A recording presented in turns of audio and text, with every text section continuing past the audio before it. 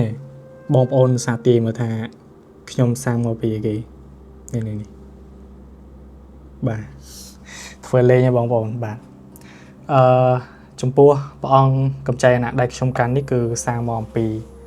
ស្នែងកបីឃ្លៀចបក់ធ្លុះបាទហើយបច្ចុប្បន្នស្នែងកបីឃ្លៀចបក់ធ្លុះរបស់យើងគឺកាន់តែខើចទៅចិត្តអស់ឲ្យបងប្អូនហើយនេះគឺជា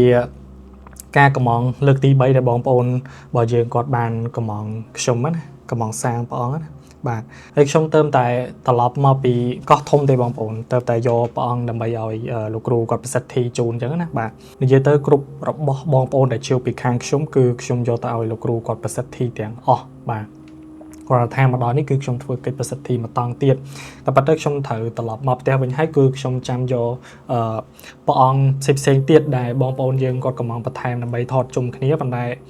ខ្ញុំចាំទុកព្រះអង្គដែលបងប្អូនយើងជឿបន្តទៀតហ្នឹងថតទុកពេលក្រោយទៀតហើយចំពោះលើក្រោយទៀតហ្នឹងគឺខ្ញុំនឹងបង្ហាញ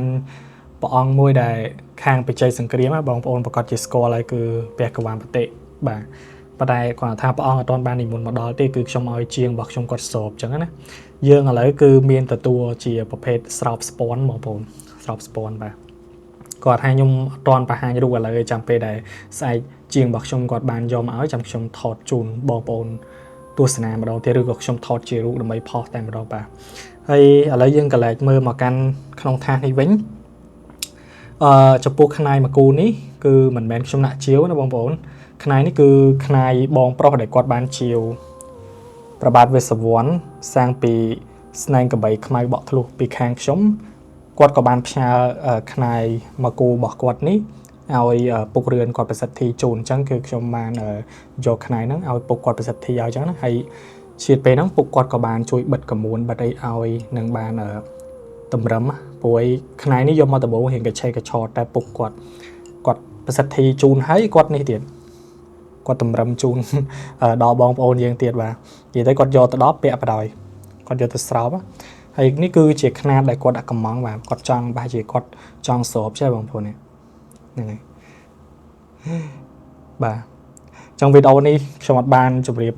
ស៊ូអីត្រឹមត្រូវទេបងប្អូនហើយមករៀងខនតិចមកដល់ភ្លាមគឺរៀបចំដើម្បីថតជូនបងប្អូនយើងយកតែម្ដងដោយសារតែមកដល់ភ្លាមនេះគឺខ្ញុំត្រូវថតហើយខ្ញុំត្រូវស្អែកហ្នឹងគឺខ្ញុំត្រូវផ្ញើព្រះអង្គទៅកាន់បងប្អូនយើងអស់ហើយដូច្នេះតើអត់មានអីថតទេអញ្ចឹងថតឲ្យបងប្អូនប្រកាសជាឆ្ងល់ថានេះមូលដូចនាងពួននេះអីគេបាទតែប៉ិតមូលដូចនាងពួននេះគឺ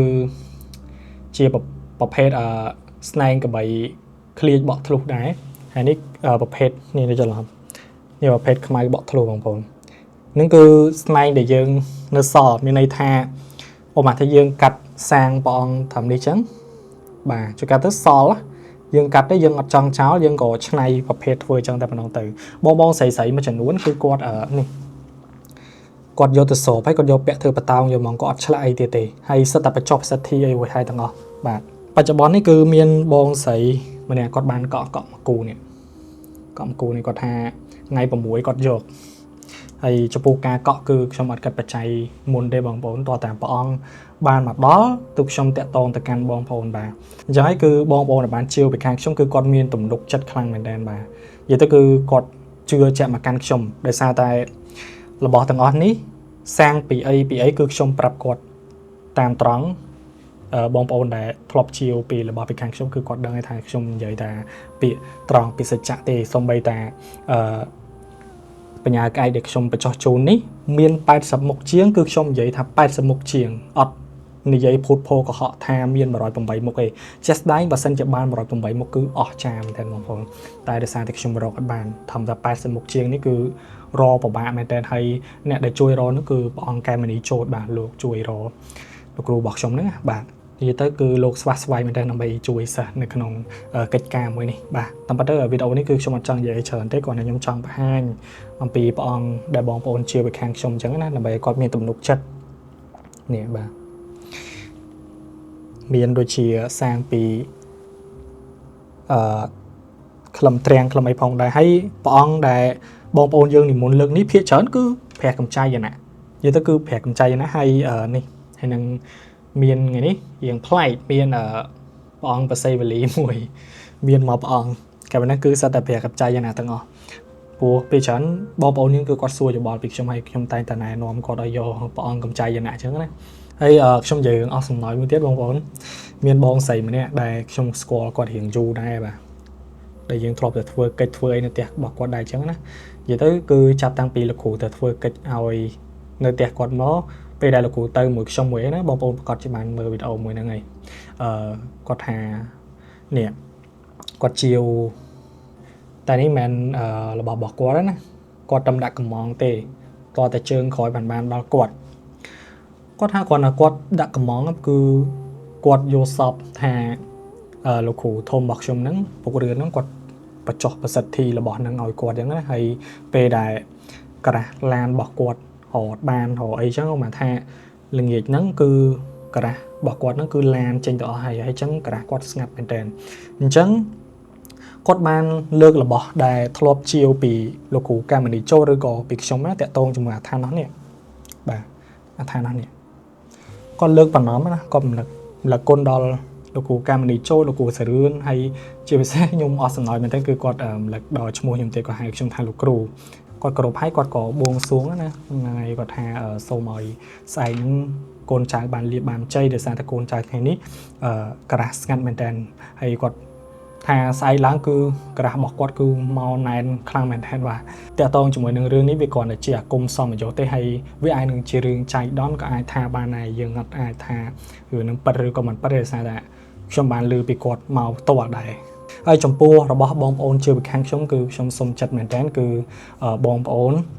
ពេលដែលយកទៅគោរពបងប្អូនកុំពឹងទៅលើរបស់នឹងខ្លាំងពេកបងប្អូនត្រូវពឹងលើខ្លួនឯងឧបមាថាតាក់ទងជាមួយនឹងអាឋានស្នេហ៍មហានិយមឬក៏សារកាធ្លីទ្រង់ឬក៏របស់ដែលមានន័យថាជាស្នេហ៍មហានិយមនិយាយទៅគឺខាងលៀបខាងជ័យបងប្អូនកុំពឹងផ្អែកទៅលើរបស់អស់នឹងខ្លាំងពេករបស់អស់នោះគឺបងប្អូនយកមកគោរពហើយបួងសួងទៅប៉ុន្តែយើងត្រូវតែខិតខំដូចគ្នាបើសិនជាយើងពឹងទៅលើរបស់ទាំងអស់នឹងសុទ្ធហើយយើងអត់ខំប្រឹងក៏អត់បានដែរបាទហើយខ្ញុំសូមចិត្តបងប្អូនមួយចំនួនមួយទៀតដែលបងប្អូនឆានមកកាន់ខ្ញុំហើយបងប្អូនផ្ញើរូបភាពដែលបងប្អូនធ្លាប់ទិញរបស់ពីខាងគេហើយបងប្អូននិយាយបង្អាប់របស់គេប្រាប់មកកាន់ខ្ញុំថារបស់គេអត់ប្រកែគឺខ្ញុំអត់ទទួលស្ដាប់ទេបើសិនជាបងប្អូនឆានមកអញ្ចឹងគឺខ្ញុំអត់ជាវរបស់ទាំងអស់នេះឲ្យបងប្អូនព្រោះការជាវរបស់ខ្ញុំនេះគឺមើលទៅលើនិស្ស័យមនុស្សដែរបាទមនុស្សណាគួរជាវឲ្យមនុស្សណាដែលមិនគួរជាវឲ្យដូចបើសិនជាគាត់រិះគន់របស់គេមកប្រាប់មកកាន់ខ្ញុំហើយចុះបើសិនជាគាត់ជាវពីខាងខ្ញុំហើយគាត់លក្ខណៈថាគាត់គ្រប់អត់បានដិតដល់របស់ហ្នឹងក៏អត់ជួយគាត់ដែរអញ្ចឹងថ្ងៃក្រោយគាត់អាចនឹងយករបស់ខ្ញុំនេះទៅបងអាប់ប្រាប់អ្នកដទៃទៀតដែលគាត់ជាវពីខាងគេអីទៀតផ្សេងអញ្ចឹងណាបាទអញ្ចឹងគឺខ្ញុំសុំចិត្តកន្លែងនេះមួយបាទហើយកន្លែងមកកាន់វីដេអូយើងវិញថ្ងៃនេះបងអូនមានត្រឡោកដូងប្រហែលជា10ខ្សែដែរត្រឡោកដូងផ្នែក4លាផ្នែក2ណាបាទកន្លែងនេះគឺក្លឹមធាងហើយក្លឹមធាងនេះមានតែមួយខ្សែតែមានម្ចាស់ហើយក្លឹមធាងនេះអញ្ចឹងវីដេអូនេះគឺមានតែប៉ុណ្្នឹងទេបងប្អូនគ្រាន់តែចង់បង្ហាញអំពីអ្វីដែលបងប្អូនបានទទួលមកពីជាងនៅក្នុងថ្ងៃហ្នឹងដែលជារបស់បងប្អូនគាត់បានកំងណាបាទនិយាយទៅឲ្យតែបានជាងគាត់សាងឲ្យពេលណាគឺខ្ញុំនេះរំភើបចិត្តជាងបងប្អូនដែលបានដាក់កំងជាវទៀតព្រោះអីទី1គឺខ្ញុំមានពេលទៅលេងគ្រូផងអញ្ចឹងពេលដែលបានយករបស់យកអីទៅដែរហ្នឹងអញ្ចឹងទៅគឺខ្ញុំបានជិះបានអីទៅលេងគាត់នៅខាងនោះដោយសារពីខ្ញុំនេះទៅផ្ទះគាត់រៀងឆ្ងាយគួរសមដែរបងប្អូនគឺទៅដល់ខេត្តកណ្ដាលបាទអញ្ចឹងអរគុណបងប្អូនច្រើនមែនទែនជូនពរឲ្យបងប្អូនដែលបានជាវរបស់ពីខាងខ្ញុំយកទៅគោរពបូជាសូមឲ្យទទួលបានលាភបានជ័យបាទសូមព្រះគ្រូ5ព្រះអង្គដែលតាមថែរក្សាខ្ញុំមកបករណានេះតាមថែបងប្អូនទាំងអស់គ្នាផងបាទសាធុ